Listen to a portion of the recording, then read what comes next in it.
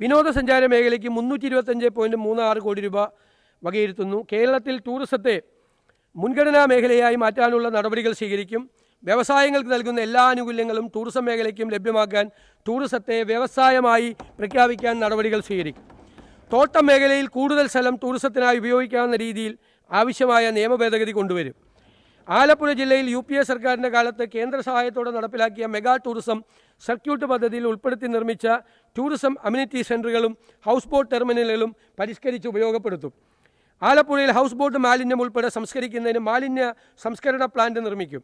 Arthunkal basilica, Ambalappuzha ക്ഷേത്രം, കാക്കലം പള്ളി, മണ്ണാർശാല, കൃഷ്ണപുരം കൊട്ടാരം, മാതാ അമൃതാനന്ദമയി മഠം, ഓച്ചിറ ക്ഷേത്രം തുടങ്ങിയ തീർത്ഥാടന കേന്ദ്രങ്ങളെ ബന്ധപ്പെടുത്തി തീർത്ഥാടന ടൂറിസം സർക്യൂട്ട് പദ്ധതി നടപ്പിലാക്കും. പാതിരാമണൽ ദ്വീപ് ഇക്കോ ടൂറിസം കേന്ദ്രം അതിന് മാസ്റ്റർ പ്ലാനോട് കൂടിയ പദ്ധതി നടപ്പാക്കും. മുഹമ്മ ജെട്ടിയിൽ നിന്ന് ദ്വീപിലേക്ക് സഞ്ചാരികൾക്ക് വേണ്ടി റോപ്പ് വേ സൗകര്യം ഏർപ്പെടുത്തും. മുസിരീസ് ടൂറിസം പദ്ധതി പ്രദേശങ്ങളിലെ പുരാതന സ്മാരകങ്ങൾ സംരക്ഷിച്ചുകൊണ്ട് പരിസ്ഥിതി സൗഹൃദമായ ടൂറിസം വികസിപ്പിക്കുന്നതിനായി മുസ്ലിം ടൂറിസം പദ്ധതി കൂടുതൽ വിപുലമാക്കും.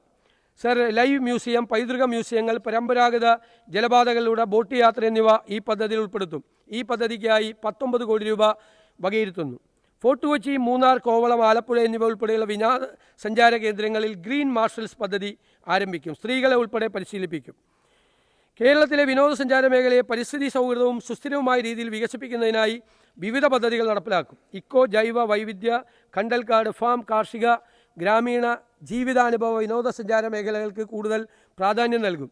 കേരളത്തിൻ്റെ തനത് പാരമ്പര്യവും ഭക്ഷ്യ സംസ്കാരവും സാംസ്കാരിക പൈതൃകവും സംരക്ഷിച്ചുകൊണ്ട് തൊഴിലവസരങ്ങൾ സൃഷ്ടിക്കുന്ന കമ്മ്യൂണിറ്റി അധിഷ്ഠിത ടൂറിസം ഹബ്ബുകളും സാംസ്കാരിക ടൂറിസം ഹബ്ബുകളും സ്ഥാപിക്കും.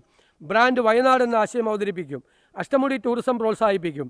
സ്ത്രീകൾ നയിക്കുന്ന ടൂറിസം സംരംഭങ്ങൾ, ഹോം സ്റ്റേകൾ, ഉത്തരവാദിത്ത ടൂറിസം പദ്ധതികൾ എന്നിവ സംസ്ഥാനത്തുടനീളം വിപുലീകരിക്കും.